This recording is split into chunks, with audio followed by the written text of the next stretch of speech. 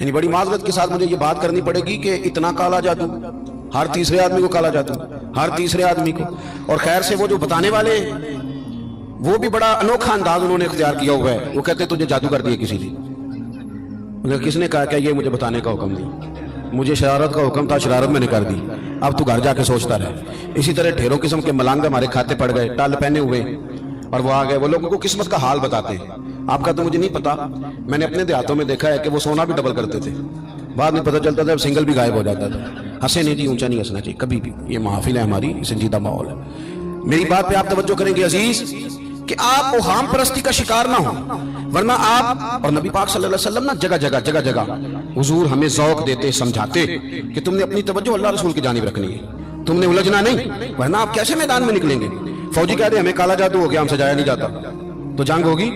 کوئی کہہ دے ہم پر تو وہ فلانے نے آسیب کرا دیا ہے تو ہم دفتر نہیں جا سکتے، تو کاروبار زندگی چلے گا.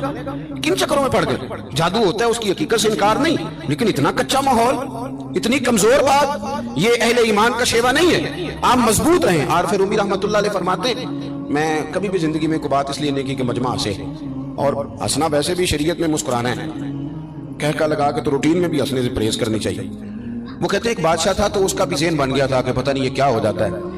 کچھ یہ لوگ نا ہمارا وہم پڑھاتے ہیں آج کل، جو تویز دھاگے والے لوگ ہیں نا، یہ اور اضافہ کرتے ہیں اس کے اندر، اور کہانیاں بنا کے دیتے ہیں، لوگ اور زیادہ الجھ جاتے ہیں. بادشاہ تھا تو وہ شکار کرنے جاتا تھا تو اس کے ذہن میں یہ خیال تھا کہ اگر رستے میں کوئی بندہ میرے متھے لگ جائے تو میرا شکار ٹھیک نہیں ہوتا.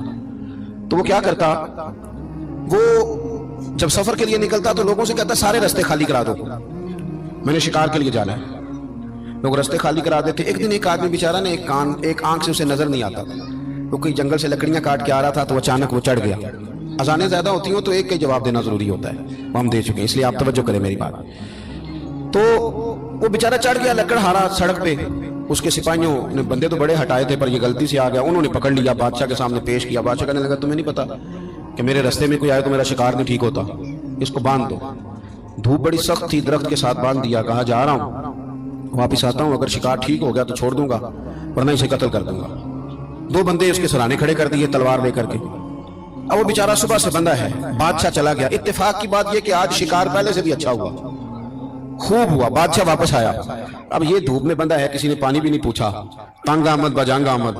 بندہ جب پورا تنگ آئے تو پھر جنگ بھی بڑی کرتا ہے. اس نے کہا یار آج مرنا تو ہے، اب مرنا سچ بول کے. بادشاہ نے کہا اسے کھول دو، آج میرا شکار بڑا اچھا ہوا ہے، لہذا اسے کچھ نہیں کہنا، کھول دو.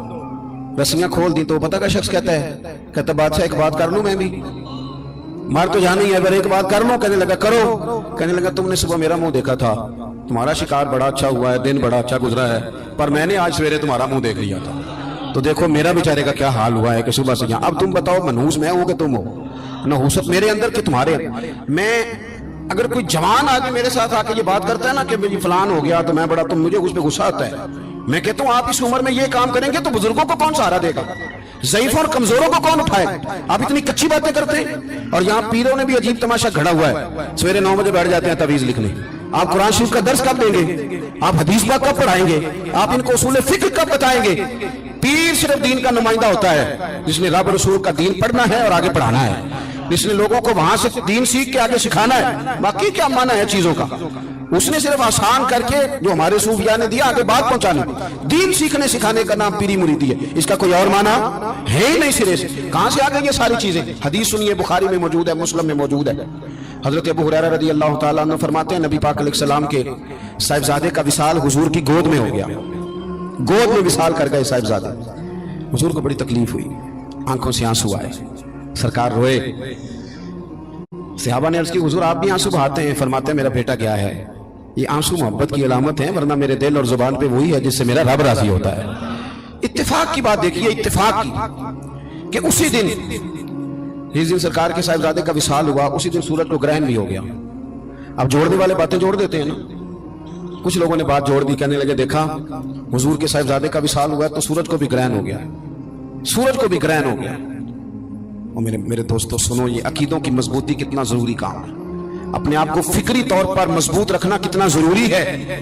احمد مختار نبی پاک صلی اللہ تعالی علیہ وسلم نے اسی دن لوگوں کو مسجد میں جمع فرمایا، اسی وقت صحابہ کہتے ہیں ہم بڑے پریشان تھے کہ حضور تو غمزدہ ہیں، نہ کوئی جہاد کی بات ہوگی نہ اور کوئی ہوگی، تو اس وقت کیوں طلب کیا؟